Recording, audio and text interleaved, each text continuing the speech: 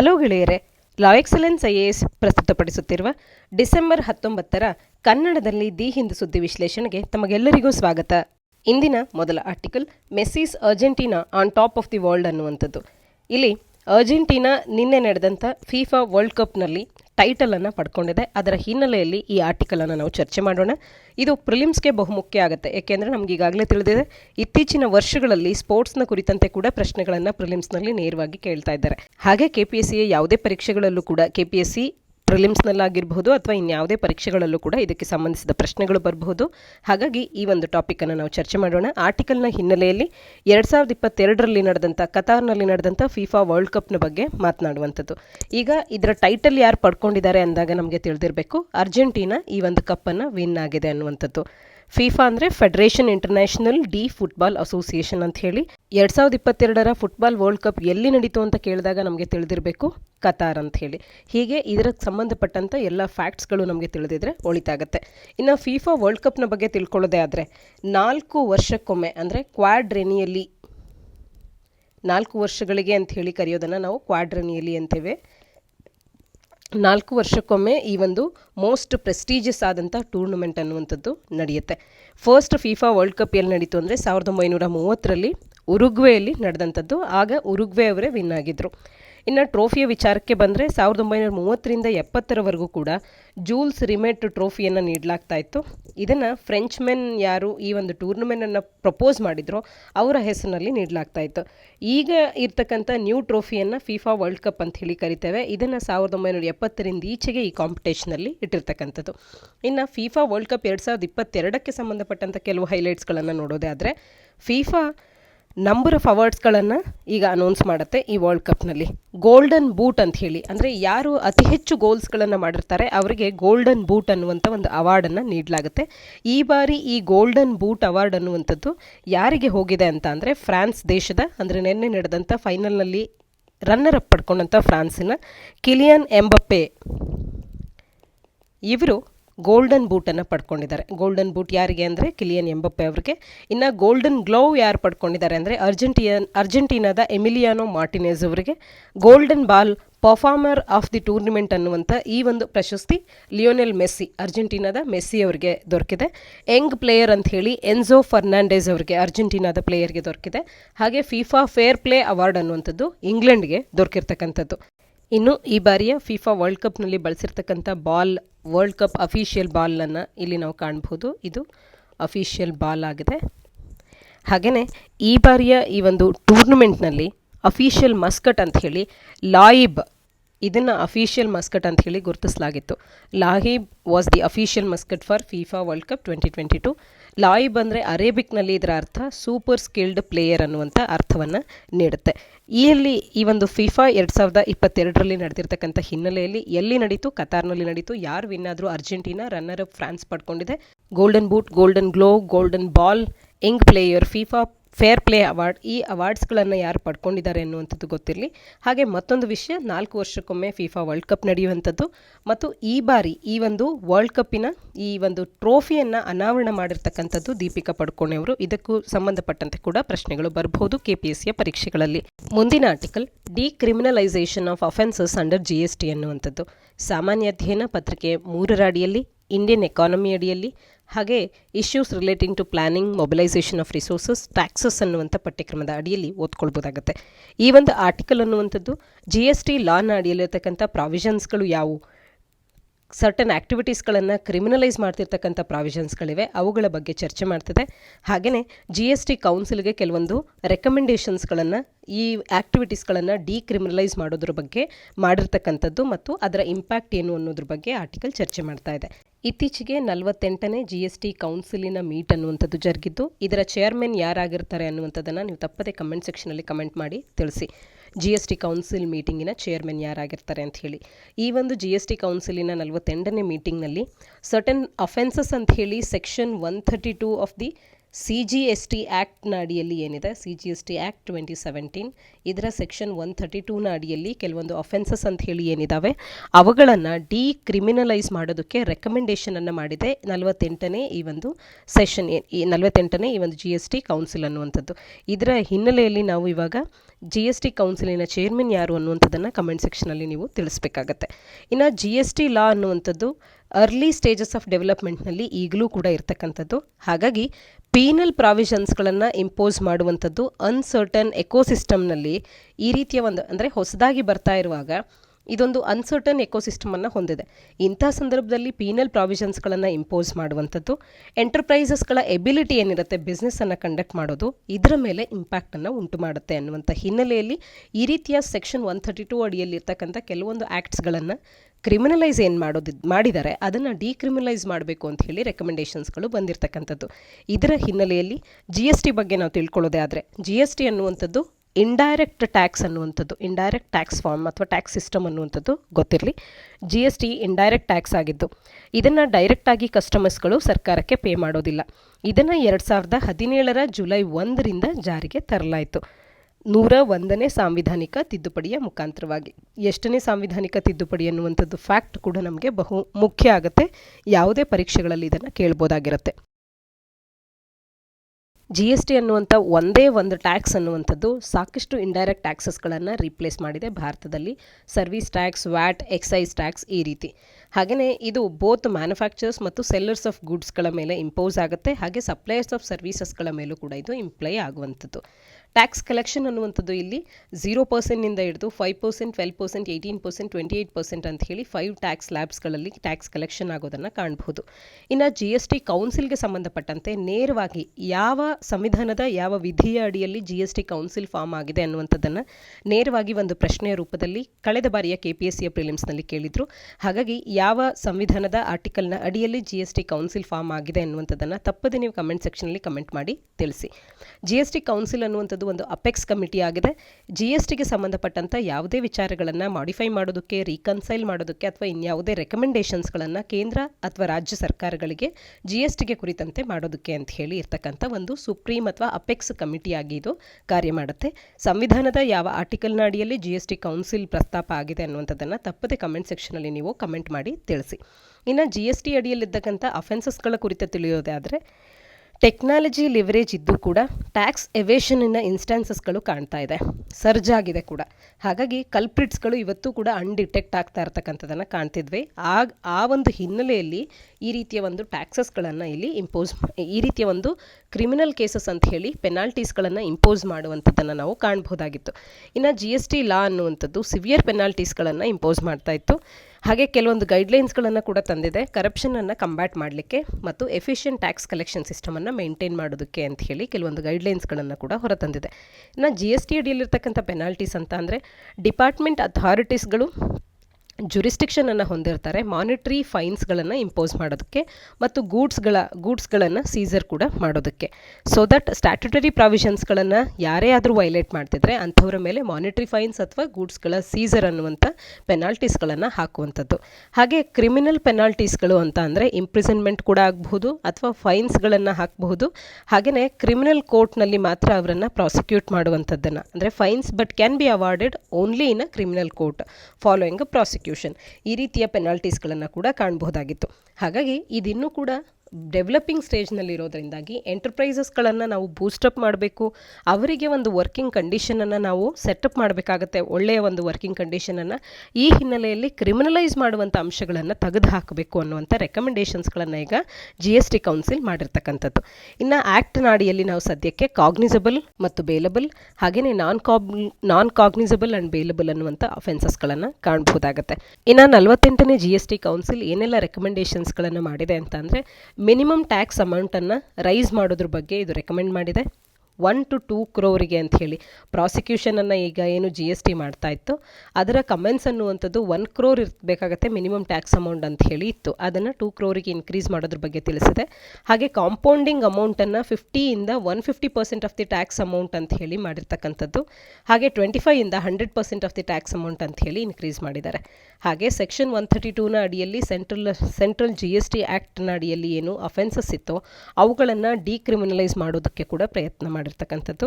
ಅಂದರೆ ಯಾವುದೇ ಒಂದು ಆಫೀಸರ್ ತಮ್ಮ ಡ್ಯೂಟೀಸ್ಗಳನ್ನು ಮಾಡುವಂಥ ಸಂದರ್ಭದಲ್ಲಿ ಮೆಟೀರಿಯಲ್ ಎವಿಡೆನ್ಸನ್ನು ಟ್ಯಾಂಪರ್ ಮಾಡಿದರೆ ಡೆಲಿಬರೇಟ್ ಆಗಿ ಮತ್ತು ಇನ್ಫಾರ್ಮೇಷನನ್ನು ಸಪ್ಲೈ ಮಾಡೋದಕ್ಕೆ ಫೇಲ್ಯೂರ್ ಆದಂಥ ಸಂದರ್ಭದಲ್ಲಿ ಅದನ್ನು ಏನು ಕ್ರಿಮಿನಲ್ ಅಫೆನ್ಸಸ್ ಅಂತ ಹೇಳಿ ಕರಿತಾ ಇತ್ತು, ಇವುಗಳನ್ನು ಈಗ ಡಿಕ್ರಿಮಿನಲೈಸ್ ಮಾಡಿರ್ತಕ್ಕಂಥದ್ದು. ಹಾಗೆಯೇ ರೀಫಂಡಿಂಗ್ ದಿ ಅನ್ರಿಜಿಸ್ಟರ್ಡ್ ಇಂಡಿವಿಜುವಲ್ಸ್ಗಳಾಗಿರ್ಬೋದು ಮತ್ತು ಕಾಮರ್ಸನ್ನು ಸ್ಮಾಲ್ ಬಿಸ್ನೆಸಸ್ಗಳಿಗೆ ಫೆಸಿಲಿಟೇಟ್ ಮಾಡುವಂಥ ಸಜೆಷನ್ಸ್ಗಳನ್ನು ನೀಡಲಾಗಿದೆ. ಹಾಗಾದರೆ ಈ ರೀತಿಯ ಮೆಷರ್ಸ್ಗಳಿಂದ ಏನೆಲ್ಲ ಇಂಪ್ಯಾಕ್ಟ್ ಆಗುತ್ತೆ ಅಂತ ಅಂದರೆ, ಪ್ರಾಸಿಕ್ಯೂಷನ್, ಅರೆಸ್ಟ್ ಮತ್ತು GST ಕೇಸಸ್ಗಳಲ್ಲಿ ಇಂಪ್ರಿಸನ್ಮೆಂಟ್ ಅನ್ನುವಂಥದ್ದು ಕೇವಲ ಎಕ್ಸೆಪ್ಷನಲ್ ಕೇಸಸ್ಗಳಲ್ಲಿ ಮಾತ್ರ ಅಕ್ಕರಾಗುತ್ತೆ ಇನ್ನು ಮುಂದೆ. ಹಾಗೆ ಈಸ್ ಆಫ್ ಡೂಯಿಂಗ್ ಬಿಸ್ನೆಸ್ ಅನ್ನುವಂಥದ್ದು ಇನ್ನಷ್ಟು ಎಫೆಕ್ಟಿವ್ ಆಗಿ ಆಗುತ್ತೆ ಭಾರತದ ಒಂದು ಎನ್ವಿರಾನ್ಮೆಂಟ್ನಲ್ಲಿ ಅನ್ನೋದನ್ನು ಕಾಣಬಹುದು ಈ ಬದಲಾವಣೆಗಳಿಂದ. ಆರ್ಟಿಕಲ್ನ ಹಿನ್ನೆಲೆಯಲ್ಲಿ GST ಕೌನ್ಸಿಲಿನ ಇತ್ತೀಚೆಗೆ ಜರುಗಿದಂಥ 48ನೇ ಈ ಒಂದು ಕೌನ್ಸಿಲಿನ ಮೀಟಿಂಗ್ನಲ್ಲಿ ಯಾರು ಚೇರ್ಪರ್ಸನ್ ಆಗಿದ್ರು ಅನ್ನುವಂಥದ್ದು ಮತ್ತು GST ಕೌನ್ಸಿಲ್ ಸಂವಿಧಾನದ ಯಾವ ಒಂದು ಆರ್ಟಿಕಲ್ನ ಅಡಿಯಲ್ಲಿ ಬರುತ್ತೆ ಅನ್ನುವಂಥದ್ದನ್ನು ಕಮೆಂಟ್ ಸೆಕ್ಷನಲ್ಲಿ ಕಮೆಂಟ್ ಮಾಡಿ ತಿಳಿಸಿ. ಮುಂದಿನ ಆರ್ಟಿಕಲ್ ದ ಲೋಲಪೂಜಾ ಎಫೆಕ್ಟ್ ಆನ್ ಮೆಟಾಸ್ಟಾಕ್ ಅನ್ನುವಂಥದ್ದು. ಇಲ್ಲಿ ಹೊಸದಾದಂಥ ಟರ್ಮಿನಾಲಜೀಸ್ಗಳನ್ನು ಕಾಣ್ತಿದ್ದೇವೆ. ಪ್ರಿಲಿಮ್ಸ್ಗೆ ಪೂರಕವಾಗ್ಬೋದು ಅಥವಾ ನಮ್ಮ ಮೇನ್ಸ್ಗೆ ಕಂಟೆಂಟನ್ನು ಎನ್ರಿಚ್ ಮಾಡ್ಕೊಳ್ಳೋದಕ್ಕೆ ಕೂಡ ಯೂಸ್ಫುಲ್ ಆಗ್ಬೋದು. ಈ ಹಿನ್ನೆಲೆಯಲ್ಲಿ ಈ ವರ್ಡ್ಸ್ನ ಬಗ್ಗೆ ನಾವು ತಿಳ್ಕೊಳ್ಳೋಣ. ವಾಟ್ ಈಸ್ ಲೋಲಪೂಜಾ ಎಫೆಕ್ಟ್ ಅನ್ನುವಂಥದ್ದು. ಈ ರೀತಿಯ ಪದಗಳನ್ನು ನಮ್ಮ ಎಸ್ಸೆನಲ್ಲಿ ನಾವು ಬಳಸಬಹುದು. ಹಾಗಾಗಿ ನಾವು ಒಂದಷ್ಟು ನಮ್ಮ ಎಸ್ಸೆಯನ್ನು ಬೆಟರ್ ಆಗಿ ಕಾಣುವಂತೆ ಮಾಡಬಹುದಾಗುತ್ತೆ ಫಿನಾನ್ಸ್ ಅಥವಾ ಮಾರ್ಕೆಟ್ ರಿಲೇಟೆಡ್ ಎಸ್ಸೆಗಳನ್ನು ಬರೆಯುವಂಥ ಸಂದರ್ಭದಲ್ಲಿ. ಲೋಲಪೂಜಾ ಎಫೆಕ್ಟ್ ಅನ್ನುವಂಥ ಟರ್ಮಿನ ಮೀನಿಂಗ್ ಏನು ಅಂತ ಅಂದರೆ, ಇಲ್ಲಿ ಸಾಕಷ್ಟು ಫ್ಯಾಕ್ಟರ್ಸ್ಗಳ ಕಾನ್ಫ್ಲೂಯೆನ್ಸ್ ಅನ್ನುವಂಥದ್ದು ಒಟ್ಟಿಗೆ ಕಾರ್ಯ ಮಾಡುತ್ತೆ. ಅಂದರೆ ಬೇರೆ ಬೇರೆ ಫ್ಯಾಕ್ಟರ್ಸ್ಗಳು ಕೂಡ ಒಟ್ಟಿಗೆ ಕಾರ್ಯ ಮಾಡುವಂಥದ್ದು. ಇದರಿಂದಾಗಿ ಐದರ್ ಲಾರ್ಜ್ಲಿ ಪಾಸಿಟಿವ್ ಆಗುವಂಥದ್ದು ಅಥವಾ ಲಾರ್ಜ್ಲಿ ನೆಗೆಟಿವ್ ಆಗುವಂಥದ್ದು. ಅಂದರೆ ಬೇರೆ ಬೇರೆ ಫ್ಯಾಕ್ಟರ್ಸ್ಗಳು ಕಾರ್ಯ ಮಾಡಿ ಒಂದು ರೀತಿಯಾಗಿ ಅಂದರೆ ಕಂಪ್ಲೀಟಾಗಿ ಪಾಸಿಟಿವ್ ಸೈಡ್ನಲ್ಲಿ ಅಥವಾ ಕಂಪ್ಲೀಟಾಗಿ ನೆಗೆಟಿವ್ ಸೈಡ್ನಲ್ಲಿ ರಿಸಲ್ಟ್ಸ್ಗಳು ಬರುತ್ತೆ. ಇದನ್ನು ಲೋಲಪೂಜಾ ಎಫೆಕ್ಟ್ ಅಂತ ಹೇಳಿ ಕರಿತೇವೆ. ಉದಾಹರಣೆಯನ್ನು ನೀಡೋದೇ ಆದರೆ, ಫೇಸ್ಬುಕ್, ಇನ್ಸ್ಟಾಗ್ರಾಮ್, ವಾಟ್ಸಪ್ನಂಥ ಬ್ರ್ಯಾಂಡ್ಸ್ಗಳೇನಿತ್ತು ಇವು ಮಂತ್ಲಿ ಬೇಸಿಸಲ್ಲಿ 3.7 ಬಿಲಿಯನ್ಗೂ ಹೆಚ್ಚು ಪೀಪಲ್ಸ್ ಅಥವಾ ಯೂಸರ್ಸ್ಗಳು ಇದನ್ನು ಬಳಸ್ತಾರೆ. ಹಾಗಾಗಿ ಒಂದು ರೀತಿಯ ಸೇಫೆಸ್ಟ್ ಇನ್ವೆಸ್ಟ್ಮೆಂಟ್ ಚಾಯ್ಸಸ್ಗಳಾಗಿ ಕಾಣಿಸಿದ್ವು. $5 ಬಿಲಿಯನ್ ಇನ್ವೆಸ್ಟ್ಮೆಂಟ್ ಅನ್ನುವಂಥದ್ದು 100 ಬಿಲಿಯನ್ಗೂ ಮೀರಿ ಹೋಗುವಂಥ ಒಂದು ರೆವಿನ್ಯೂಸ್ಗಳು ಕೂಡ ಸ್ಕೇಲಪ್ ಆಗಿತ್ತು. ಆದರೆ ಇದರ ವ್ಯಾಲ್ಯೂಯೇಷನ್ ಅನ್ನುವಂಥದ್ದು ಕೇವಲ ಕಳೆದ 15 ತಿಂಗಳುಗಳಲ್ಲಿ 70% ಕುಸಿತವನ್ನು ಕಂಡಿದೆ. ಇದನ್ನೇ ಲೋಲಪೂಜಾ ಎಫೆಕ್ಟಿನ ಒಂದು ಉದಾಹರಣೆಯಾಗಿ ಇಲ್ಲಿ ತಗೊಳ್ತಾ ಇದ್ದಾರೆ. ಆರ್ಟಿಕಲ್ ನಮಗೆ ತಿಳಿಸ್ತಾ ಇದೆ. ಒಟ್ಟಾರೆ ಲೋಲಪಲೂಜಾ ಎಫೆಕ್ಟ್ ಅಂತ ಅಂದರೆ ಏನು ಅಂತ ಅಂದಾಗ, ಬೇರೆ ಬೇರೆ ಫ್ಯಾಕ್ಟರ್ಸ್ಗಳು ಕನ್ಫ್ಲೂಯೆನ್ಸ್ ಆಫ್ ಮೆನಿ ಫ್ಯಾಕ್ಟರ್ಸ್ಗಳಿಂದ ಕೂಡಿ ಒಟ್ಟಾರೆ ಒಂದು ಪಾಸಿಟಿವ್ ಅಥವಾ ನೆಗೆಟಿವ್ ರಿಸಲ್ಟ್ಸ್ಗಳ ಔಟ್ಕಮ್ ಆಗುತ್ತೆ. ಅದನ್ನು ಲೋಲಪಲೂಜಾ ಎಫೆಕ್ಟ್ ಅಂತ ಹೇಳಿ ಗುರುತಿಸ್ತೇವೆ. ನಾವು ಎಕಾನಮಿಯಲ್ಲಿ ಅಥವಾ ಎಸ್ಸೆಸ್ಗಳನ್ನು ಬರೆಯುವಂಥ ಸಂದರ್ಭದಲ್ಲಿ ಸ್ಟಾಕ್ ಮಾರ್ಕೆಟ್, ಇಂಡಿಯನ್ ಮಾರ್ಕೆಟ್ನ ಕುರಿತಂತೆ ಉತ್ತರಗಳನ್ನು ಬರೆಯುವಾಗ ಈ ಟರ್ಮಿನಾಲಜೀಸ್ಗಳನ್ನು ಬಳಸ್ಕೊಳ್ಬಹುದಾಗುತ್ತೆ. ಮುಂದಿನ article missile destroyer INS Mormugao commissioned into Indian navy ಅನ್ನುವಂಥದ್ದು. ಸಾಮಾನ್ಯ ಅಧ್ಯಯನ ಪತ್ರಿಕೆ 3ರ ಅಡಿಯಲ್ಲಿ ಸೆಕ್ಯೂರಿಟಿ ಅಡಿಯಲ್ಲಿ ಓದ್ಕೊಳ್ಬಹುದು. ಪ್ರಿಲಿಮ್ಸ್ಗೂ ಕೂಡ ಇಂಪಾರ್ಟೆಂಟ್ ಆರ್ಟಿಕಲ್ ಆಗುತ್ತೆ. ಇಂಡಿಯನ್ ನೇವಲ್ ಶಿಪ್ ಅಥವಾ INS ಮರ್ಮಗಾವ್ D67 ಅನ್ನುವಂಥದ್ದು ಸ್ಟೆಲ್ತ್ ಗೈಡೆಡ್ ಮಿಸೈಲ್ ಡೆಸ್ಟ್ರಾಯರಿನ P-15B ಕ್ಲಾಸಿನ 2ನೇ ವಾರ್ಷಿಪ್ ಆಗಿದೆ. ಇದನ್ನು ಮುಂಬೈನ ನೇವಲ್ ಡಾಕ್ಯಾರ್ಡ್ನಲ್ಲಿ ರಕ್ಷಾ ಮಂತ್ರಿ ಶ್ರೀ ರಾಜನಾಥ್ ಸಿಂಗ್ ಅವರ ಪ್ರೆಸೆನ್ಸ್ನಲ್ಲಿ ಕಮಿಷನ್ ಮಾಡಲಾಗಿರ್ತಕ್ಕಂಥದ್ದು. INS ಮರ್ಮಗಾವ್ ಅನ್ನುವಂಥದ್ದು it is one of the world's most technologically advanced missile carriers ಅಂತ ಹೇಳಿ ಗುರುತಿಸ್ಕೊಳ್ತಾ ಇದೆ. ಜಗತ್ತಿನಲ್ಲೇ ಅತ್ಯಾಧುನಿಕವಾದಂಥ ಒಂದು ಟೆಕ್ನಾಲಜಿಕಲಿ ಅಡ್ವಾನ್ಸ್ಡ್ ಮಿಸೈಲ್ ಕ್ಯಾರಿಯರ್ ಅಂತ ಹೇಳಿ ಅದರಲ್ಲಿ ಇದು ಕೂಡ ಒಂದು ಅಂತ ಹೇಳಿ ಗುರುತಿಸ್ಕೊಳ್ತಾ ಇದೆ. ಇದರ 75% ಭಾಗವನ್ನು ಭಾರತೀಯರೇ ಇಂಡಿಜಿನಸ್ ಕಂಟೆಂಟನ್ನು ನಾವು ಹೊಂದಿರತಕ್ಕಂಥದ್ದು ಇದರಲ್ಲಿ. ಹಾಗೆಯೇ ಇದು ಇಂಡಿಯಾದ ಎಕ್ಸಲೆನ್ಸ್ಗೆ ಒಂದು ಉದಾಹರಣೆಯಾಗಿ ಕೂಡ ಕಾಣಿಸ್ತಾ ಇದೆ. ವಾರ್ಶಿಪ್ಸ್ಗಳನ್ನು ಡೆವಲಪ್ ಮಾಡುವಲ್ಲಿ ಭಾರತ ಎಷ್ಟರ ಮಟ್ಟಿಗೆ ಮುನ್ನುಗ್ಗಿದೆ ಅನ್ನೋದಕ್ಕೆ ಇದೊಂದು ಉದಾಹರಣೆಯಾಗುತ್ತೆ.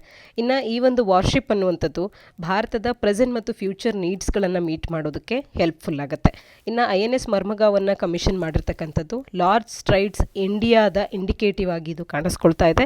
ಇಂಡಿಯಾ ಅನ್ನುವಂಥದ್ದು ವಾರ್ಶಿಪ್ ಡಿಸೈನ್ನಲ್ಲಿ, ಕೆಪಾಸಿಟಿ ಬಿಲ್ಡಿಂಗ್ನಲ್ಲಿ ಓವರ್ ದ ಲಾಸ್ಟ್ ಡಿಕೇಡ್ ಎಷ್ಟು ಇಂಪ್ರೂವ್ಮೆಂಟನ್ನು ತೋರಿಸಿದೆ ಅನ್ನೋದಕ್ಕೆ ಒಂದು ಎಕ್ಸಾಂಪಲ್ ಆಗುತ್ತೆ. ಹಾಗೆಯೇ Atmanirbhar Bharat make in India ಇನಿಷಿಯೇಟಿವನ್ನು ಒಂದು ರೀತಿಯ ರೀಎನ್ಫೋರ್ಸ್ ಮಾಡುವಂತೆ ಇದರಲ್ಲಿ 75% ನಾವು ಇಂಡಿಜಿನಸ್ ಆದಂಥ ಒಂದು ಇಂಪ್ರೂವ್ಮೆಂಟನ್ನು, ಡೆವಲಪ್ಮೆಂಟನ್ನು ಕಾಣಬಹುದಾಗಿದೆ.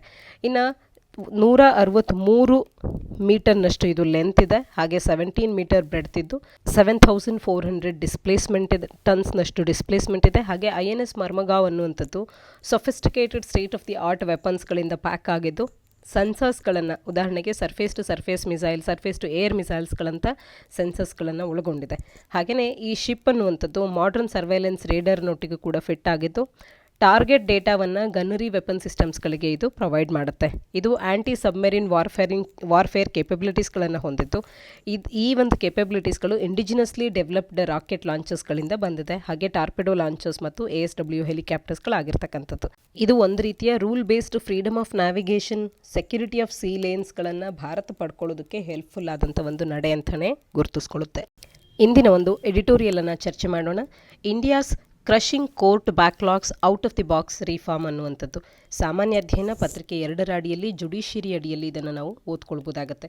ಇಲ್ಲಿ CJI ಚೀಫ್ ಜಸ್ಟಿಸ್ ಆಫ್ ಇಂಡಿಯಾದವರು ರೀಸೆಂಟ್ಲಿ ಸ್ಟೇಟ್ ಮಾಡಿದ್ದಾರೆ. ಹೇಳಿರ್ತಕ್ಕಂಥದ್ದು ಏನು ಅಂತಂದರೆ, ಭಾರತದಲ್ಲಿರ್ತಕ್ಕಂಥ ಹಲವಾರು ವರ್ಷಗಳಿಂದ ಪೆಂಡೆನ್ಸಿಯನ್ನು ಹೊಂದಿರತಕ್ಕಂಥ ಪೆರನಿಯಲ್ ಡ್ರಾಬ್ಯಾಕ್ ಏನಿದೆ, ಈ ಪೆಂಡೆನ್ಸಿ ಅನ್ನುವಂಥದ್ದು ಇದು ಕೋರ್ಟಿನ ರೋಲನ್ನು as the timely protector of citizen rights ಅಂತ ಹೇಳಿ ಏನು ಕೋರ್ಟ್ ಕಾರ್ಯ ಮಾಡಬಹುದೋ ಅದನ್ನು ಅಫೆಕ್ಟ್ ಮಾಡ್ತಾ ಇದೆ. ಏಕೆಂದರೆ ಹಲವಾರು ವರ್ಷಗಳಿಂದ ಕೇಸಸ್ಗಳು ಪೆಂಡಿಂಗ್ ಇರೋದ್ರಿಂದ ಈ ಕೇಸಸ್ಗಳನ್ನು ಈಗ ಸದ್ಯಕ್ಕೆ ನಾವು ಅವುಗಳನ್ನು ಕಡಿಮೆ ಮಾಡೋದ್ರ ಕಡೆ ಗಮನ ಹರಿಸಿದಷ್ಟು ಈಗಿರ್ತಕ್ಕಂಥವು ಮತ್ತೆ ಬ್ಯಾಕ್ಲಾಗ್ ಆಗಿ ಉಳಿತಾ ಹೋಗುತ್ತೆ. ಒಟ್ಟಲ್ಲಿ ಈಗಿರ್ತಕ್ಕಂಥ ಕೇಸಸ್ಗಳಿಗೆ timely protector of citizen rights ಅಂತ ಹೇಳಿ ಕೋರ್ಟ್ಸ್ಗಳು ಗುರುತಿಸ್ಕೊಳ್ಳೋದಕ್ಕೆ ಇದು ತೊಡಕಾಗ್ತಾ ಇದೆ, ಪೆಂಡಿಂಗ್ ಇರ್ತಕ್ಕಂಥ ಕೇಸಸ್ಗಳು ಅನ್ನುವಂಥದ್ದು CJI ಅವರು ತಿಳಿಸಿರ್ತಕ್ಕಂಥ ಒಂದು ಮುಖ್ಯವಾದಂಥ ಸ್ಟೇಟ್ಮೆಂಟ್ ಆಗಿದೆ. ಹಾಗೆಯೇ ಇನ್ಕ್ರೀಸಿಂಗ್ ನಂಬರ್ ಆಫ್ ಜಡ್ಜಸ್ ಅನ್ನುವಂಥದ್ದು ಈ ಒಂದು ಸಮಸ್ಯೆಯನ್ನು ನಿವಾರಿಸೋದಕ್ಕೆ ಇದೊಂದೇ ಒಂದು ಕಾರಣದಿಂದ ಸಾಧ್ಯ ಇಲ್ಲ. ಜಡ್ಜಸ್ಗಳನ್ನು ಇನ್ಕ್ರೀಸ್ ಮಾಡಿದಾಕ್ಷಣ ಈ ಸಮಸ್ಯೆಯನ್ನು ಸಂಪೂರ್ಣವಾಗಿ ನಿರ್ಮೂಲ ಮಾಡುವಂಥದ್ದು ಸಾಧ್ಯ ಇಲ್ಲ ಅಂತ ಕೂಡ ತಿಳಿಸಿದ್ದಾರೆ. ಈ ಒಂದು ಆರ್ಟಿಕಲಿನ ಪರ್ಪಸ್ ಏನು ಅಂತ ಅಂದರೆ, ಇನೋವೇಟಿವ್ ಇನ್ಸ್ಟ್ರೂಮೆಂಟ್ಸ್ಗಳನ್ನು ಇನ್ವೆಸ್ಟಿಗೇಟ್ ಮಾಡುವಂಥದ್ದು ಮತ್ತು ರಿಸೋರ್ಸಸ್ಗಳನ್ನು, ಅಪ್ರೋಚಸ್ಗಳು ಯಾವೆಲ್ಲ ಫೀಸಿಬಲ್ ಇದೆ ಆ ರೀತಿಯ ಒಂದು ಅಪ್ರೋಚಸ್ಗಳನ್ನು ಇಲ್ಲಿ ತರುವಂಥದ್ದು, ಕಾಸ್ಟ್ ಎಫೆಕ್ಟಿವ್ ಆದಂಥದ್ದು ಮತ್ತು ರಿಸಲ್ಟ್ಸ್ಗಳನ್ನು ನೀಡುವಂಥ ಅಪ್ರೋಚಸ್ಗಳ ಕಡೆ ಈ ಒಂದು ಆರ್ಟಿಕಲ್ ಗಮನ ಹರಿಸ್ತಾ ಇದೆ. ಇನ್ನು ಕೋರ್ಟ್ ಪೆಂಡೆನ್ಸಿಯ ಕುರಿತಂತೆ ಸ್ಟ್ಯಾಟಿಸ್ಟಿಕ್ಸ್ಗಳನ್ನು ನೋಡೋದೇ ಆದರೆ ಓವರ್ 47 ಮಿಲಿಯನ್ನಷ್ಟು ಪಾರ್ಲಿಮೆಂಟ್ರಿ ಫಿಗರ್ಸ್ಗಳು ರಿವೀಲ್ ಮಾಡೋ ಪ್ರಕಾರ largest number of pending court cases ಅನ್ನುವಂಥದ್ದು ಇಡೀ ಜಗತ್ತಿನಲ್ಲಿ ಎಲ್ಲಿದೆ ಅಂದರೆ ಭಾರತದಲ್ಲಿ 47 ಮಿಲಿಯನ್ ಕೇಸಸ್ಗಳನ್ನು ಕಾಣ್ಬೋದು. National judicial data grid 57,987 cases supreme ಕೋರ್ಟ್ನಲ್ಲಿ ಬಾಕಿ ಇದೆ. 49 ಲ್ಯಾಕ್ ಕೇಸಸ್ಗಳು ಪೆಂಡಿಂಗ್ ಹೈಕೋರ್ಟ್ಸ್ಗಳಲ್ಲಿ ಪೆಂಡಿಂಗ್ ಇವೆ ಅಂತ ಹೇಳಿ ತಿಳಿಸುತ್ತೆ. ಹಾಗೆ ಡಿಸ್ಟ್ರಿಕ್ಟ್ ಕೋರ್ಟ್ಸ್ಗಳಲ್ಲಿ 2.4 ಕ್ರೋರ್ ಕೇಸಸ್ಗಳು ಬಾಕಿ ಇವೆ ಅಂತ ಹೇಳಿ, ಔಟ್ ಆಫ್ ವಿಚ್ 23 ಲಕ್ಷ ಕೇಸಸ್ಗಳು 10 ವರ್ಷಕ್ಕೂ ಹೆಚ್ಚಿನದಾಗಿ ಪೆಂಡಿಂಗ್ ಇರತಕ್ಕಂಥದ್ದು, 39 ಲಕ್ಷ ಕೇಸಸ್ಗಳು ಈಗ 5ರಿಂದ 10 ವರ್ಷಗಳಲ್ಲಿ ಪೆಂಡಿಂಗ್ ಇರತಕ್ಕಂಥದ್ದು ಅಂತ ಹೇಳಿ ತಿಳಿಸ್ತಾ ಇದೆ. ಲಾ ಕಮಿಷನ್ ರಿಪೋರ್ಟ್ 2009ರಲ್ಲಿ ಕೂಡ ಕೋಟ್ ಮಾಡಿತ್ತು. 464 ವರ್ಷಗಳು ಬೇಕಾಗತ್ತೆ ಈಗಿರೋ ಪ್ರೆಸೆಂಟ್ ಸ್ಟ್ರೆಂತ್ ಆಫ್ ಜಡ್ಜಸ್ಗಳಲ್ಲಿ ನಾವು ಈ ಕೇಸಸ್ಗಳನ್ನು ತೆಗೆದು ಹಾಕಬೇಕು ಅಥವಾ ಇವುಗಳನ್ನು ನಾವು ಈ ಕೇಸಸ್ಗಳನ್ನು ಬಗೆಹರಿಸಬೇಕು ಅಂತ ಅಂದರೆ ಮುಂದೆ 464 ವರ್ಷ ಬೇಕು ಅಂತ ಹೇಳಿ ತಿಳಿಸುತ್ತೆ 2009ರಲ್ಲಿ ಲಾ ಕಮಿಷನ್ ರಿಪೋರ್ಟ್. ನೀತಿ ಆಯೋಗ ಕೂಡ 2018ರ ತನ್ನ ಪೇಪರ್ನಲ್ಲಿ 324 ವರ್ಷಗಳು ಬೇಕಾಗುತ್ತೆ ಬ್ಯಾಕ್ಲಾಗನ್ನು ಕ್ಲಿಯರ್ ಮಾಡಲಿಕ್ಕೆ ಅಂತ ಹೇಳಿ ತಿಳಿಸುತ್ತೆ. ಹಾಗಾದರೆ ಈ ರೀತಿಯ ಹೈಯರ್ ಕೋರ್ಟ್ ಪೆಂಡೆನ್ಸಿಗೆ ಕಾರಣಗಳೇನು ಅಂತ ಅಂದರೆ, ಒಂದು ಗೌರ್ಮೆಂಟೇ ಬಿಗ್ಗೆಸ್ಟ್ ಲಿಟಿಗೆಂಟ್ ಆಗ್ತಾ ಇರ್ತಕ್ಕಂಥದ್ದು. ಇವತ್ತು ಭಾರತದ ಜುಡಿಷಿಯರಿಯಲ್ಲಿ ಪೆಂಡಿಂಗ್ ಇರ್ತಕ್ಕಂಥ 46% ಕೇಸ್ಗಳಲ್ಲಿ ರಾಜ್ಯ ಮತ್ತು ಕೇಂದ್ರ ಸರ್ಕಾರಗಳೇ ಇಲ್ಲಿ ಲಿಟಿಗೆಂಟ್ಸ್ಗಳಾಗಿರ್ತಕ್ಕಂಥದ್ದು. ಇನ್ನು volume of appeals from lower courts ಅನ್ನುವಂಥದ್ದು ಕೂಡ ಸಾಕಷ್ಟು ಹೆಚ್ಚಿನದಾಗಿದೆ. Almost 40% of the working days of supreme court judges ಅನ್ನುವಂಥದ್ದು ಕೇವಲ SLPs ಮತ್ತು as much as 90% of those SLPsಗಳು ರಿಜೆಕ್ಟ್ ಆಗ್ತಿವೆ. ಇವುಗಳನ್ನು ಡಿಟರ್ಮೈನ್ ಮಾಡೋದ್ರಲ್ಲೇ ಆಗ್ತಾ ಇದೆ. ಇದರಿಂದಾಗಿ ಸಾಕಷ್ಟು ಸುಪ್ರೀಂ ಕೋರ್ಟಿನ ಅವಧಿ ಅನ್ನುವಂಥದ್ದು ವೇಸ್ಟ್ ಆಗ್ತಾ ಇದೆ. ಇನ್ನು ಜಡ್ಜಸ್ ಸ್ಟ್ರೆಂತನ್ನು ನೋಡಿದ್ರೆ 2021ರಲ್ಲಿ ಇಂಡಿಯಾ ಅನ್ನುವಂಥದ್ದು 21.03 ಜಡ್ಜಸ್ಗಳನ್ನು ಪರ್ ಮಿಲಿಯನ್ ಪೀಪರ್ಗೆ ಹೊಂದಿತ್ತು. ಆದರೆ UK ನೋಡಿದ್ರೆ ಇದು 51 ಇದೆ, US-ನಲ್ಲಿ 107 ಇದೆ. ಈ ರೀತಿ ಪರ್ ಮಿಲಿಯನ್ ಜಡ್ಜಸ್ಗಳ ಕೆಪಾಸಿಟಿ ಕೂಡ ಭಾರತದಲ್ಲಿ ಸಾಕಷ್ಟು ಕಡಿಮೆ ಇರೋದ್ರಿಂದ ಪುವರ್ ಕೇಸ್ ಡಿಸ್ಪೋಸಲನ್ನು ಕಾಣ್ತಿದ್ದೇವೆ. ಇನ್ನು ಒಂದು ರೀತಿ ಇಂಡಿಯನ್ ಜಡ್ಜಸ್ಗಳು ಮೆಜಾರಿಟಿ ಟೈಮನ್ನು ಹಿಯರಿಂಗ್ಸ್ಗಳನ್ನು ಶೆಡ್ಯೂಲ್ ಮಾಡೋದ್ರಲ್ಲಿ, ಅಡ್ಮಿಷನನ್ನು ಡಿಸೈಡ್ ಮಾಡೋದ್ರಲ್ಲಿ ಮತ್ತು ಡಾಕೆಟನ್ನು ರಿವ್ಯೂ ಮಾಡೋದ್ರಲ್ಲಿ ಕಳೀತಾ ಇರೋದ್ರಿಂದ ಇಲ್ಲಿ ಸಾಕಷ್ಟು ಸಮಯ ವ್ಯರ್ಥ ಆಗ್ತಿದೆ. ಇದು ಒಂದು ರೀತಿಯ ಅಡ್ಮಿನಿಸ್ಟ್ರೇಟಿವ್ ಬರ್ಡನ್ ಕೂಡ ಆಗ್ತಾ ಇರ್ತಕ್ಕಂಥದ್ದು. ಇನ್ನು poor of fresh talent, number of experienced ಜಡ್ಜಸ್ಗಳು ಹೈಕೋರ್ಟ್ಸಿಂದ ರಿಟೈರ್ ಆಗ್ತಿದ್ದಾರೆ. ಹಾಗಾಗಿ ಗುಡ್ ಟ್ಯಾಲೆಂಟನ್ನು ನ್ಯೂ ಅಪಾಯಿಂಟ್ಮೆಂಟ್ಸ್ಗಳಲ್ಲಿ ಹುಡುಕುವಂಥದ್ದು ಡಿಫಿಕಲ್ಟ್ ಆಗ್ತಾ ಇದೆ. ಇನೋವೇಟಿವ್ ಏನೆಲ್ಲ ಇನ್ಸ್ಟ್ರೂಮೆಂಟ್ಸ್ಗಳನ್ನು ತರಬಹುದು, ರಿಸೋರ್ಸಸ್ಗಳ ಅಪ್ರೋಚಸ್ಗಳನ್ನು ಏನೆಲ್ಲ ತರಬಹುದು ಕೋರ್ಟ್ ಪೆಂಡೆನ್ಸಿಯನ್ನು ಕಡಿಮೆ ಮಾಡೋದಕ್ಕೆ ಅಂತ ಅಂದರೆ ರಿಟೈರ್ಡ್ ಜಡ್ಜಸ್ಗಳನ್ನು ಮತ್ತೆ ವಾಪಸ್ಸು ಸುಪ್ರೀಂ ಕೋರ್ಟಿಗೆ ಕರೆಸ್ಕೊಳ್ಳುವಂಥದ್ದು. ಉದಾಹರಣೆಗೆ 62 ವರ್ಷಕ್ಕೆ ಹೈಕೋರ್ಟ್ನಲ್ಲಿ ರಿಟೈರ್ ಆಗಿ ಸುಪ್ರೀಂ ಕೋರ್ಟ್ನಲ್ಲಿ 65 ವರ್ಷಕ್ಕೆ ರಿಟೈರ್ ಆಗ್ತಾ ಇರ್ತಕ್ಕಂಥದ್ದು. ಆದರೆ UK ಆ್ಯಂಡ್ ಕೆನಡಾದಲ್ಲಿ ನಾವು ನೋಡಿದಾಗ ಜಡ್ಜಸ್ಗಳನ್ನು 75 ವರ್ಷದವರೆಗೂ ಕೂಡ ಸರ್ವಿಸ್ನಲ್ಲಿ ಅಲ್ಲಿ ಕಂಟಿನ್ಯೂ ಮಾಡ್ತಾರೆ. ಹಾಗಾಗಿ ಅವರನ್ನು ರಿಟೈರ್ಡ್ ಜಡ್ಜಸ್ಗಳನ್ನು ವಾಪಸ್ಸು ತರುವಂಥದ್ದು, ಅವರ ಕಾರ್ಯ ನಮಗೆ ಸಿಕ್ಕಾಗ ಮತ್ತೆ ಕೇಸಸ್ಗಳನ್ನು ಕಡಿಮೆ ಮಾಡ್ಕೊಳ್ಬಹುದಾಗುತ್ತೆ ಅನ್ನುವಂಥದ್ದು ಒಂದು ಸೊಲ್ಯೂಷನ್ ಆಗುತ್ತೆ. ರಿಟೈರ್ಡ್ ಜಡ್ಜಸ್ಗಳಿಗೆ ಈಸಿ ವರ್ಕಿಂಗ್ ಅವರ್ಸ್ಗಳನ್ನು ಫ್ಲೆಕ್ಸಿಬಲ್ ಆಗಿ ಡಿಸೈನ್ ಮಾಡುವಂಥದ್ದು ಮತ್ತು ಅಡ್ವೊಕೇಟ್ಸ್ಗಳನ್ನೇ ಜಡ್ಜಸ್ಗಳನ್ನಾಗಿ ಆ್ಯಕ್ಟ್ ಮಾಡುವಂತೆ ಒಂದು ಸ್ಕೀಮನ್ನು ಡಿವೈಸ್ ಮಾಡುವಂಥದ್ದು. ವೇರಾಸ್ ಹೈಕೋರ್ಟಿನ ಸೀನಿಯರ್ ಅಡ್ವೊಕೇಟ್ಸ್ಗಳು ಎಕ್ಸ್ಪೀರಿಯನ್ಸ್ಡ್ ಇರ್ತಕ್ಕಂಥವ್ರು ಒಂದು ವಾರಕ್ಕೊಮ್ಮೆ ಆದರೂ ಕೂಡ ಜಡ್ಜಸ್ಗಳಾಗಿ ಅವರು ಹಿಯರ್ ಮಾಡುವಂಥದ್ದನ್ನು ಇಂಪ್ಲಿಮೆಂಟ್ ಮಾಡಬಹುದು. ಹೈಬ್ರಿಡ್ ಮೆಥಡ್ಸ್ಗಳನ್ನು ಜಸ್ಟಿಸ್ ಡೆಲಿವರಿಗೆ ಎಂಪ್ಲಾಯ್ ಮಾಡ್ಕೊಳ್ಳುವಂಥದ್ದು, ಪರ್ಫಾರ್ಮೆನ್ಸ್ ಕಂಡಕ್ಟನ್ನು ಎಕ್ಸಾಮೈನ್ ಮಾಡುವಂಥದ್ದು, so that the productivity of the ಜಡ್ಜಸ್ಗಳನ್ನು ರಿವ್ಯೂ ಮಾಡಿ ಪೀರಿಯಾಡಿಕಲಿ ಯಾರು ಬೆಟರ್ ಪ್ರೊಡಕ್ಟಿವಿಟಿ ಕೊಡ್ತಾರೋ ಅವರಿಗೆ ಇನ್ಸೆಂಟಿವೈಸ್ ಮಾಡುವಂಥದ್ದು. ಹಾಗಾಗಿ ನೋ ಲೀವ್ ಫಾರ್ಮುಲಾವನ್ನು ಜಡ್ಜಸ್ಗಳಿಗೆ ತರಬಹುದಾಗುತ್ತೆ. ವರ್ಕಿಂಗ್ ಡೇಸ್ ಆಫ್ ದಿ ಕೋರ್ಟ್ನಲ್ಲಿ ಅವರು ಲೀವನ್ನು ಪಡ್ಕೊಳ್ಳದೇ ಇರುವಂತೆ ಕೂಡ ಮಾಡಬಹುದು ಮತ್ತು ಮೀಡಿಯೇಷನನ್ನು ಎಂಪ್ಲಾಯ್ ಮಾಡುವಂಥದ್ದು. ಹೀಗೆ ಹಲವಾರು ಮೆಷರ್ಸ್ಗಳನ್ನು ತರಬಹುದಾಗುತ್ತೆ. ಮ್ಯಾನ್ ಪವರನ್ನು ಸ್ಟ್ರೆಂಥನ್ ಮಾಡುವಂಥದ್ದು, ಇಂಡಿಯನ್ ಮೀಡಿಯೇಷನ್ ಸರ್ವಿಸನ್ನು ಕ್ರಿಯೇಟ್ ಮಾಡಬಹುದಾಗುತ್ತೆ. ಇನ್ಸೆಂಟಿವ್ಸ್ ಅದು ಡಿಸೆಂಟಿವ್ಸ್ಗಳನ್ನು ನಾವು ಇಂಟ್ರೊಡ್ಯೂಸ್ ಮಾಡಬಹುದು. ಸ್ಟೇಟ್ ಲಿಟಿಗೇಷನನ್ನು ವೀಡಿಂಗ್ ಔಟ್ ಮಾಡುವಂಥದ್ದು, ಅಡ್ಜನ್ಮೆಂಟ್ಸ್ಗಳನ್ನು ಪೀನಲೈಸ್ ಮಾಡುವಂಥದ್ದು, ಬೆಸ್ಟ್ ಮ್ಯಾನೇಜ್ಮೆಂಟ್ ಪ್ರಾಕ್ಟೀಸಸ್ಗಳನ್ನು ತರುವಂಥದ್ದು. ಹೀಗೆ ಬೇರೆ ಬೇರೆ ಮೆಷರ್ಸ್ಗಳನ್ನು ತರೋ ಮುಖಾಂತರವಾಗಿ ನಾವು ಪಾಲಿಸಿ ಫಾರ್ಮುಲೇಷನ್ಸ್ಗಳಾಗಿರ್ಬೋದು, legal information management and briefing ಸಿಸ್ಟಮನ್ನು 2015ರಲ್ಲಿ ಕ್ರಿಯೇಟ್ ಮಾಡಲಾಯಿತು ಟ್ರ್ಯಾಕ್ ಮಾಡೋದಕ್ಕೆ ಕೇಸಸ್ಗಳನ್ನು ವೇರ್ ಗೌರ್ಮೆಂಟ್ ಪಾರ್ಟಿ ಆಗಿದ್ದಂಥ ಸಂದರ್ಭದಲ್ಲಿ. ಹೀಗೆ ಹಲವಾರು ಮೆಷರ್ಸ್ಗಳನ್ನು ಈಗಾಗಲೇ ಕೆಲವೊಂದು ಸರ್ಕಾರ ತರ್ತಾ ಇದೆ. ಹಾಗಿದ್ದು ಕೂಡ ಕೇಸಸ್ಗಳ ಸಂಖ್ಯೆ ಕಡಿಮೆ ಆಗಿಲ್ಲ. ಆದರೆ ಈ ರೀತಿಯ ಅಡ್ವಾನ್ಸ್ಡ್ ಸ್ಟೆಪ್ಸ್ಗಳನ್ನು ತರೋ ಮುಖಾಂತರವಾಗಿ ನಾವು ಕೆಲವೊಂದು ಆಲ್ಟರ್ನೇಟ್ ಡಿಸ್ಪ್ಯೂಟ್ ರೆಸಲ್ಯೂಷನ್ ಮೆಕ್ಯಾನಿಸಮ್ಸ್ ಆಗಿರ್ಬೋದು, ಪಾಲಿಸಿ ಫಾರ್ಮುಲೇಷನ್ ಆಗಿರ್ಬೋದು ಮತ್ತು legal information management and briefing system ಆಗಿರ್ಬೋದು, ಪ್ಲೀ ಬಾರ್ಗೇನಿಂಗಿನ ಕಾನ್ಸೆಪ್ಟ್ ಆಗಿರ್ಬೋದು, ಇವೆಲ್ಲವನ್ನು ಕೂಡ ಎಫೆಕ್ಟಿವ್ ಆಗಿ ಬಳಕೆ ಮಾಡೋದ್ರ ಜೊತೆಗೆ ಇನ್ನಷ್ಟು ಹೊಸ ಮೆಥಡಾಲಜೀಸ್ಗಳನ್ನು ಬಳಕೆ ಮಾಡಿಕೊಂಡು ಪೆಂಡಿಂಗ್ ಕೇಸಸ್ಗಳನ್ನು ಕಡಿಮೆ ಮಾಡದ ಹೊರತು ನಾವು ಸರಿಯಾದ ಅವಧಿಯಲ್ಲಿ ಈಗಿರುವಂಥ ಕೇಸಸ್ಗಳಿಗೆ ನಾವು ಜಸ್ಟಿಸನ್ನು ಡೆಲಿವರ್ ಮಾಡೋದಕ್ಕೆ ಸಾಧ್ಯ ಆಗೋದಿಲ್ಲ, ಕೋರ್ಟಿನ ಮೂಲ ಉದ್ದೇಶವನ್ನು ನಾವು ರೀಚ್ ಆಗೋದಕ್ಕೆ ಸಾಧ್ಯ ಆಗೋದಿಲ್ಲ ಅಂತ ಹೇಳಿ CJI ಅವರು ತಿಳಿಸ್ತಾ ಇರ್ತಕ್ಕಂಥದ್ದು. ಇಂದಿನ ಮತ್ತೊಂದು ಎಡಿಟೋರಿಯಲನ್ನು ಚರ್ಚೆ ಮಾಡೋಣ. ಸಾಮಾನ್ಯ ಅಧ್ಯಯನ ಪತ್ರಿಕೆ 3ರ ಅಡಿಯಲ್ಲಿ ಸೈನ್ಸ್ ಆ್ಯಂಡ್ ಟೆಕ್ನಾಲಜಿ ಅಡಿಯಲ್ಲಿ deep fake technology how and why China is planning to regulate it ಅನ್ನುವಂಥದ್ದು. Cyber space administration of China ಅನ್ನುವಂಥದ್ದು ಕಂಟ್ರಿಯ ಸೈಬರ್ ಸ್ಪೇಸ್ ವಾಚ್ ಟ್ರಾಕ್ ಆಗಿದೆ. ಚೈನಾದ ಸೈಬರ್ ಸ್ಪೇಸ್ ವಾಚ್ ಟ್ರಾಕ್ ಆಗಿದ್ದು ಇದು ನ್ಯೂ ರೆಗ್ಯುಲೇಷನ್ಸ್ಗಳನ್ನು ಈಗ ರೋಲ್ಔಟ್ ಮಾಡ್ತಾ ಇದೆ. ಯೂಸ್ ಆಫ್ ಡೀಪ್ ಸಿಂಥಸಿಸ್ ಟೆಕ್ನಾಲಜಿಯನ್ನು ರಿಸ್ಟ್ರಿಕ್ಟ್ ಮಾಡೋದಕ್ಕೆ ಮತ್ತು ಡಿಸ್ಇನ್ಫಾರ್ಮೇಷನನ್ನು ಕರ್ಬ್ ಮಾಡೋದು ಇದರ ಉದ್ದೇಶ ಆಗ್ತಾ ಇದೆ. One of the most notorious application of the technology ಅಂತ ಅಂದರೆ ಡೀಪ್ ಫೇಕ್ ಅನ್ನುವಂಥದ್ದು. ಇಲ್ಲಿ ಸಿಂಥೆಟಿಕ್ ಮೀಡಿಯಾವನ್ನು ಬಳಕೆ ಮಾಡಿಕೊಂಡು ಫೇಸನ್ನು ಸ್ವ್ಯಾಪ್ ಮಾಡುವಂಥದ್ದು ಅಥವಾ ವಾಯ್ಸ್ ಆಫ್ ಒನ್ ಪರ್ಸನನ್ನು ಮತ್ತೊಬ್ಬ ವ್ಯಕ್ತಿಗೆ ಸ್ವ್ಯಾಪ್ ಮಾಡುವಂಥ ಡೀಪ್ ಫೇಕ್ ಅನ್ನುವಂಥದ್ದು ಇದು ಈ ರೀತಿಯ ಒಂದು ಟೆಕ್ನಾಲಜಿ ಆಗ್ತದೆ. ಇದರಿಂದ ಬೇರೆ cyber space administration of China ಅನ್ನುವಂಥದ್ದು ಇದನ್ನು ತೆಗೆದುಹಾಕೋದಕ್ಕೆ ಅಂತ ಹೇಳಿ ಹೊಸ ರೆಗ್ಯುಲೇಷನ್ಸ್ಗಳನ್ನು ತರ್ತಾ ಇದೆ. ಡೀಪ್ ಸಿಂಥಸಿಸ್ ಟೆಕ್ನಾಲಜಿಯ ಬಳಕೆಯನ್ನು ರಿಸ್ಟ್ರಿಕ್ಟ್ ಮಾಡುವಂಥದ್ದು, ಡಿಸ್ಇನ್ಫಾರ್ಮೇಷನನ್ನು ಕರ್ಬ್ ಮಾಡುವಂಥದ್ದು ಇದರ ಉದ್ದೇಶ ಆಗಿದೆ. ಡೀಪ್ ಫೇಕ್ ಅಂತ ಅಂದರೆ ಡಿಜಿಟಲಿ ಫೋರ್ಜ್ಡ್ ಇಮೇಜ್ ಅಥವಾ ವಿಡಿಯೋ ಆಫ್ ಅ ಪರ್ಸನ್ ಅನ್ನುವಂಥದ್ದನ್ನು ಸಮ್ವನ್ ಎಲ್ಸ್ನ ರೀತಿಯಲ್ಲಿ ಅಂದರೆ ಯಾರದ್ದಿರುತ್ತೋ ಅವರದ್ದು ಬಿಟ್ಟು ಮತ್ತೊಬ್ಬರದ ರೀತಿಯಲ್ಲಿ ಫೋರ್ಜರಿಯನ್ನು ಮಾಡಿ ಇಮೇಜ್ ಅಥವಾ ವಿಡಿಯೋವನ್ನು ಏನು ತೋರಿಸುವಂಥದ್ದಿರುತ್ತೆ ಡಿಜಿಟಲ್ ಮೋಡ್ನಲ್ಲಿ. ಇದನ್ನು ಡೀಪ್ ಫೇಕ್ ಅಂತ ಹೇಳಿ ಕರೆಯಲಾಗುತ್ತೆ. ಇದು ಫೇಕ್ ಕಂಟೆಂಟ್ ಕ್ರಿಯೇಷನಿನ ನೆಕ್ಸ್ಟ್ ಲೆವೆಲ್ ಆಗಿದ್ದು ಆರ್ಟಿಫಿಷಿಯಲ್ ಇಂಟೆಲಿಜೆನ್ಸಿನ ಅಡ್ವಾಂಟೇಜನ್ನು ಇದು ಪಡ್ಕೊಳ್ತಾ ಇರುತ್ತೆ. ಆರ್ಟಿಫಿಷಿಯಲ್ ಇಂಟೆಲಿಜೆನ್ಸ್ ಅಂತ ಅಂದರೆ simulation of human intelligence in machines. ಇವುಗಳು ಹ್ಯೂಮನ್ಸ್ನ ರೀತಿಯಲ್ಲಿ ಕಾರ್ಯ ಮಾಡುವಂಥದ್ದು ಮತ್ತು ಹ್ಯೂಮನ್ಸ್ ಆ್ಯಕ್ಷನ್ಸ್ಗಳನ್ನು ಮಿಮಿಕ್ ಮಾಡುವಂಥ ಮಿಷನ್ಸ್ಗಳಲ್ಲಿ ಹ್ಯೂಮನ್ ಇಂಟೆಲಿಜೆನ್ಸ್ನ ಸಿಮ್ಯುಲೇಷನ್ ಮಾಡುವಂಥ ಟೆಕ್ನಾಲಜಿಯನ್ನು ಆರ್ಟಿಫಿಷಿಯಲ್ ಇಂಟೆಲಿಜೆನ್ಸ್ ಅಂತ ಹೇಳಿ ರೆಫರ್ ಮಾಡ್ತೇವೆ. ಈ ಟೆಕ್ನಾಲಜಿಯನ್ನು ಬಳಕೆ ಮಾಡಿಕೊಂಡು ಫೇಕ್ ಕಂಟೆಂಟ್ ಕ್ರಿಯೇಷನನ್ನು ನೆಕ್ಸ್ಟ್ ಲೆವೆಲಲ್ಲಿ ಮಾಡೋದನ್ನೇ ಡೀಪ್ ಫೇಕ್ ಅಂತ ಹೇಳಿ ಕರೆಯುವಂಥದ್ದು. ಇನ್ನು ಈ ಒಂದು ಟರ್ಮಿನಾಲಜಿ ಯಾವಾಗ ಆರಿಜಿನ್ ಆಯಿತು ಅಂತ ಅಂದರೆ 2017ರಲ್ಲಿ ಅನಾನಿಮಸ್ ರೆಡಿಟ್ ಯೂಸರ್ ಅವರು ಡೀಪ್ ಫೇಕ್ ಅನ್ನುವಂಥದ್ದನ್ನು ಕರೆದಿದ್ದಾರೆ.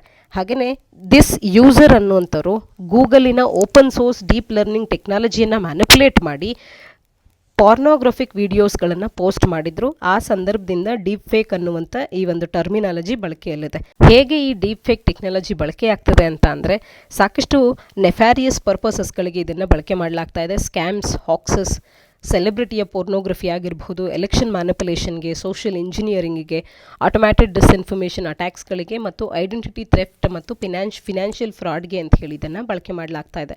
ಡೀಪ್ ಫೇಕ್ ಟೆಕ್ನಾಲಜಿ ಅನ್ನುವಂಥದ್ದನ್ನು former US president Barack Obama ಅವರನ್ನು ಇಂಪರ್ಸನೇಟ್ ಮಾಡೋದಕ್ಕೆ ಕೂಡ ಬಳಸಲಾಗಿತ್ತು. ಡೊನಾಲ್ಡ್ ಟ್ರಂಪ್ ಅವರನ್ನು ಇಂಪರ್ಸನೇಟ್ ಮಾಡೋದಕ್ಕೆ, ಇಂಡಿಯಾದ ಪ್ರೈಮ್ ಮಿನಿಸ್ಟರ್ ನರೇಂದ್ರ ಮೋದಿಯವರನ್ನು ಇಂಪರ್ಸನೇಟ್ ಮಾಡೋದಕ್ಕೆ, ಹೀಗೆ ಈಗಾಗಲೇ ಬಳಸ್ಕೊಳ್ಳಲಾಗಿರ್ತಕ್ಕಂಥದ್ದು. ಹಾಗಾಗಿ ಚೈನಾ ಒಂದು ಹೊಸದಾದಂಥ ಪಾಲಿಸಿಯನ್ನು ತರ್ತಾ ಇದೆ ಈ ರೀತಿಯ ಡೀಪ್ ಫೇಕ್ಸ್ಗಳನ್ನು ಕರ್ಬ್ ಮಾಡೋದಕ್ಕೆ. ಇದು ನಮಗೆ ತಿಳಿದಿರಲಿ, ಡೀಪ್ ಫೇಕ್ ಅಂದರೆ ಏನು ಅನ್ನುವಂಥದ್ದು ಗೊತ್ತಿರಲಿ, ಮತ್ತು ಈ ರೀತಿಯ ಒಂದು ಪಾಲಿಸಿಯನ್ನು ಚೈನಾ ಈಗ ಸದ್ಯಕ್ಕೆ ತರ್ತಾ ಇದೆ ಅನ್ನುವಂಥದ್ದು ನಮಗೆ ತಿಳಿದಿರಲಿ. ಇದಿಷ್ಟು ಇಂದಿನ ಸುದ್ದಿ ವಿಶ್ಲೇಷಣೆಯಾಗಿದೆ. ನಾಳಿನ ಸುದ್ದಿ ವಿಶ್ಲೇಷಣೆಯೊಂದಿಗೆ ಮತ್ತೆ ಸಿಗೋಣ. ಧನ್ಯವಾದ.